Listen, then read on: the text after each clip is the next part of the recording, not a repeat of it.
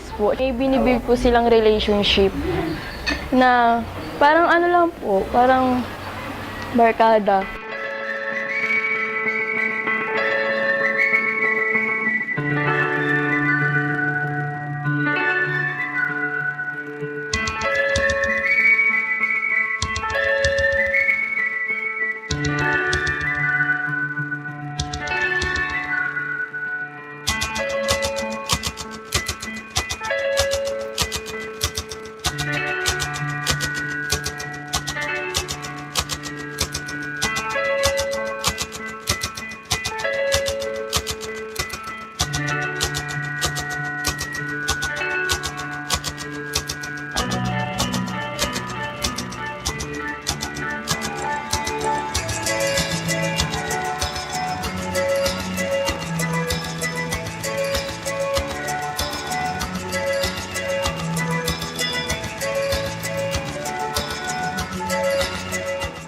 Sinimulan namin yung Kristiyano-Islam Peace Library.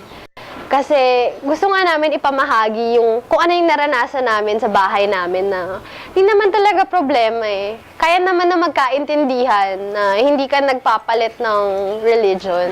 Gusto lang namin ng lugar kung saan pwede pumunta yung mga bata. At doon nila ma-experience yung ibang religion. So, nagdadala kami ng mga volunteers from abroad dito para rin maramdaman ng mga bata dito yung cultural diversity at maging open din sila sa ibang kultura. Pag in-expose namin sa isa't isa, lalo na habang bata pa, habang wala pa masyadong bias sa utak nila, pwede talaga naming parang ipa-friend sila. Paglaki nila, syempre, pwede mo bang tutukan ng baril yung sarili mong kaibigan? Pwede mo bang husgahan yung sarili mong kaibigan? Di ba mahirap?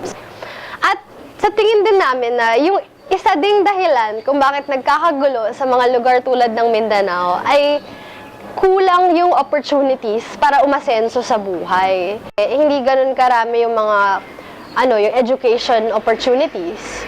Lalo na sa mga mahirap, mostly yung mga tao doon hindi nagka-college. Syempre, yung college, isa siyang malaking hakbang, di ba? Para talagang hindi ka na magiging mahirap. Ayun, so, gusto rin namin na bigyan sila ng way para umasenso. Yung scholarship namin, naiiba siya sa ibang scholarship. Kasi, hindi kami quantity over quality. Minsan kasi maraming foundations, maraming foundations talaga na nagbibigay ng scholarship. Pero gusto namin na kahit hindi man marami yung mga scholars namin, naalagaan namin sila.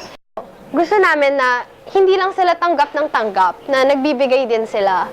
Kasi gusto namin na hindi lang kami yung as leaders nag-advocate na magserbisyo sa ibang tao. Gusto din namin na sila din, magserbisyo din sila.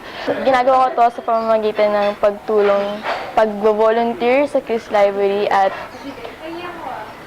pagtulong sa mga bata na maging mapabuti sila at maging mabuting tao sa iba at makatulong na gumanda yung paniniwala nila sa buhay at hindi sila maging negatibo, na magkaroon sila lagi ng pag-asa na may katulad ng Chris na tutulong sa kanila.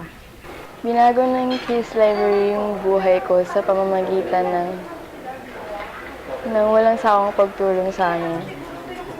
Consistent, hindi ka magda-doubt.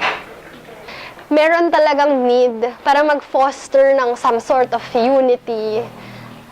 Kung ano man ang religion mo, kung ano man ang culture mo dyan sa Mindanao, kailangan talaga sabay-sabay na tayong gumalaw para naman umasenso ang Mindanao.